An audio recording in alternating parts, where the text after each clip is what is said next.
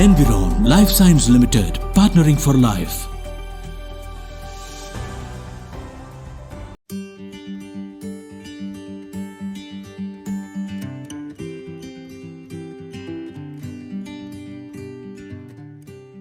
Hello friends, I am Dr. Sandesh Gupta. Today I will discuss about the various aspects of the hair loss. What are the causes of hair loss? What are the types of hair loss? We should seek the treatment. How much hair fall is significant?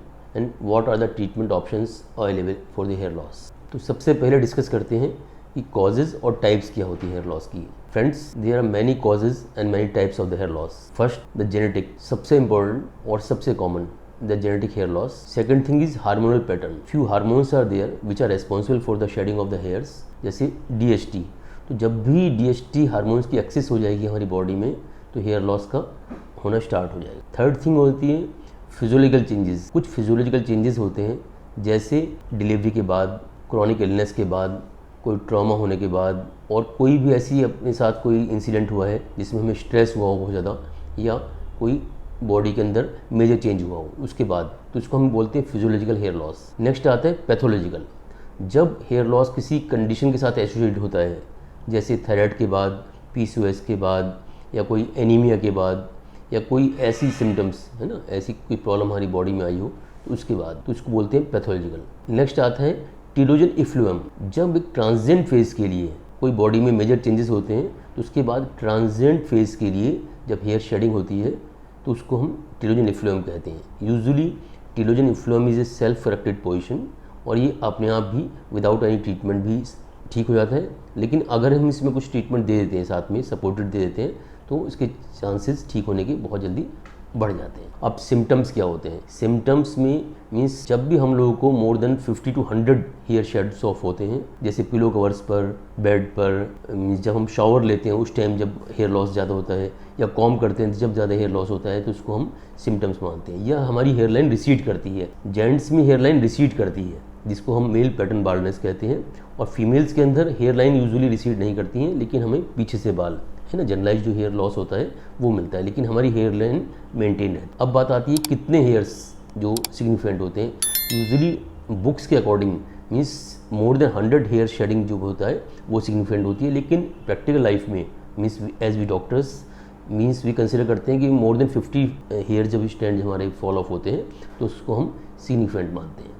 अब बात आती है when we should seek the treatment. तो for seeking the treatment means we should consider the causes again. देखिए सबसे पहले बात आती है जेनेटिक की.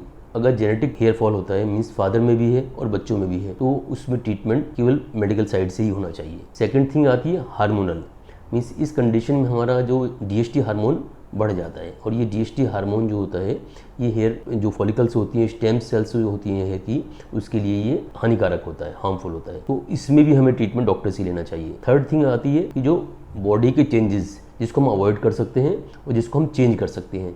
जैसे सबसे पहले आता है स्ट्रेस. तो यंग एडल्ट्स में या स्टूडेंट्स में जो स्ट्रेस का कॉज होता है, ज़्यादा वर्किंग, पढ़ाई का स्ट्रेस, डाइट का स्ट्रेस, मीन्स अनहेल्दी डाइट आपकी, अनहेल्दी आपका जो लाइफ स्टाइल होता है उसको हम रेगुलेट कर सकते हैं. डाइट में आप सबसे पहले हाई प्रोटीन डाइट लीजिए, मीन्स फुल ऑफ मल्टीविटामिन्स, न्यूट्रिस्यूटिकल्स, और जितने भी प्रोटीन हम ले सकते हैं इन सबको हमें लेना चाहिए. तो इन सब चीज़ों से ही हम अपने हेयर लॉस को कम कर सकते हैं. स्ट्रेस को कम करना चाहिए. स्लीप सबसे बड़ा फैक्टर होता है, तो एटलीस्ट 8 आवर्स की स्लीप हमें डेली लेनी चाहिए. तो आप अर्ली स्लीपिंग कीजिए, अर्ली वेकिंग कीजिए और अपने लाइफ स्टाइल को चेंज कीजिए, और थोड़ा सा एक्सरसाइज कीजिए, योगा कीजिए, मेडिटेशन कीजिए. तो इन सब चीज़ों से हम स्ट्रेस को भी कम कर सकते हैं. तो बहुत सारी कंडीशन में मीन्स स्टूडेंट्स में और यंग एडल्ट्स में 50% केसेस में यही हमारे कॉजेज होते हैं और इसको हम इजीली अवॉइड कर सकते हैं. अगली बात आती है कि कुछ कंडीशंस जैसे एनीमिया हो गया, थायराइड, PCOS, जो ये एसोसिएट डिसीज होती हैं. If you take the proper treatment of these diseases, means if you consult the respective doctors means regarding these diseases, तो हेयर लॉस भी हमारा इजीली करेक्टेड हो सकता है। अगली बात आती है पैथोलॉजिकल चेंजेस। अगर कुछ चेंजेस ऐसी बॉडी में हमारे, जैसे कुछ मेडिसिन चल रही है हमारी, जैसे कई बार एंटी कैंसर ड्रग्स होती हैं, तो एंटी कैंसर ड्रग जब भी चलती हैं तो उसके बाद हेयर लॉस होता ही है। एटीटी के बाद भी होता है, या कोई क्रॉनिक इलनेस हमें होती है उसके बाद भी होता है। उन कंडीशंस में केवल डाइट से और अच्छी प्रोटीन डाइट से और लाइफस्टाइल से भी हम इसको हेयर लॉस को कंट्रोल कर सकते हैं। वहाँ भी हमें डॉक्टर्स की कोई ज़रूरत नहीं पड़ती है। लेकिन अगर ये सब फैक्टर्स नहीं हैं और हमारी कंटिन्यूसली शेडिंग हो रही है, हमारे फ्रेंड्स बताते हैं, पेरेंट्स बताते हैं, और हमें फील होता है कि हमारे हेयर लॉस कंटिन्यूसली होता जा रहा है, हमारी हेयर लाइन रिसीड कर रही है और या फ्रंटल हमारा हेयर लॉस हो रखा है या ऑक्सीपिटल हेयर लॉस हो रखा है, तो उस कंडीशन में हमें इमीडिएट ट्रीटमेंट स्टार्ट कर देना चाहिए। अब ट्रीटमेंट के क्या क्या ऑप्शंस हमारे पास अवेलेबल हैं और किन लोगों से हमें ट्रीटमेंट लेना चाहिए। अब किन लोगों से हमें ट्रीटमेंट लेना चाहिए, हम आपको बताएं।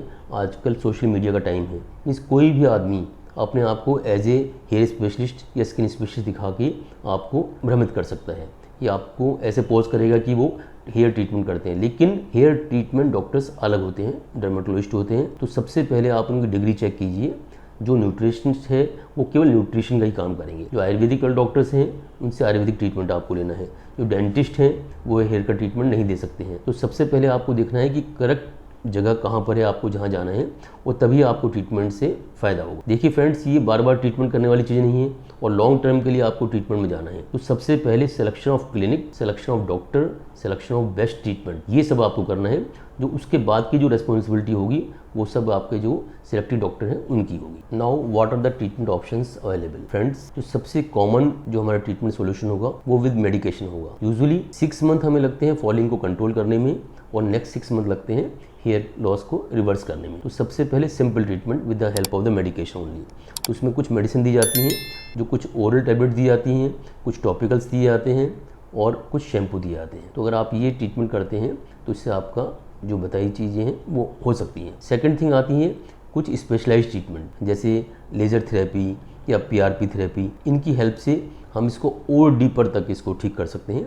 जैसे पीआरपी थेरेपी होती है, उसमें मीन्स आपका ब्लड लिया जाता है और हम इसमें ब्लड लेके उसकी प्लेटलेट रिच प्लाज्मा बनाते हैं उसका, और प्लेटलेट्स की कंसनट्रेशन को 10 टाइम्स 15 टाइम्स तक ले जाते हैं। ये जो प्लेटलेट्स का सोल्यूशन होता है 1 ml, इसके अंदर प्लेटलेट्स हाई रिच होती हैं और बहुत सारे वेरियस ग्रोथ फैक्टर्स इसमें होते हैं प्लेटलेट्स में। इसमें एंडोक्राइनल फैक्टर्स और कोई एंडोथेलियल फैक्टर्स, ग्रोथ फैक्टर्स, तो ये मेजर फैक्टर्स होते हैं। ये रूट्स तक जाके आपकी हेयर फॉलिकल को स्ट्रेंथन करते हैं और हेयर लॉस को कंट्रोल करते हैं। अगली बात आती है, जब इन सब चीज़ों से काम नहीं चलता है, ये तो आपको ट्रीटमेंट लेना ही लेना है, फिर भी आपको सफिशिएंट हेयर लॉस हो चुका है, मीन्स मोर देन 40% ऑफ का एरिया जो बाल्ड हो चुका है, तो केवल उस केस में हम हेयर ट्रांसप्लांट के ऑप्शन के लिए जा सकते हैं। लेकिन हेयर ट्रांसप्लांट का ऑप्शन जो होता है ये अलॉन्ग विद द ट्रीटमेंट है। ऐसा नहीं होगा कि आपने केवल हेयर ट्रांसप्लांट करा लिया और मेडिसिन आपने ली। उसमें क्या होगा कि जो कंडीशन आपके एग्जिस्टिंग हेयर को लॉस कर सकती है, हेयर फॉल कर सकती है, वो हेयर ट्रांसप्लांट कराने के बाद भी कर सकती है। तो सबसे पहले हेयर लॉस को कंट्रोल करना होगा, आपको ट्रीटमेंट्स लेने होंगे जो आपके फर्दर जो हम हेयर ट्रांसप्लांट कराएंगे उन सेल्स को वो स्ट्रेंथन करें और रोक के रखें। जब भी हेयर लॉस होता है इसमें पैनिक होने की कोई ज़रूरत नहीं है। आप प्रॉपर ट्रीटमेंट लीजिए, प्रॉपर डॉक्टर सेलेक्ट कीजिए, प्रॉपर क्लिनिक सेलेक्ट कीजिए और एक अपना ड्यूरेशन सेट कीजिए। उस ड्यूरेशन तक आपको ट्रीटमेंट लेना है। अपने आप भी, जैसे मैंने बताया, स्ट्रेस से, डाइट से, बहुत सारे फैक्टर हैं जिसको आप खुद ही कंट्रोल कर सकते हैं, प्लस अच्छे डॉक्टर की कंसल्टेशन और ट्रीटमेंट, ये सब आपको इस प्रॉब्लम से निकाल सकते हैं। Thank you.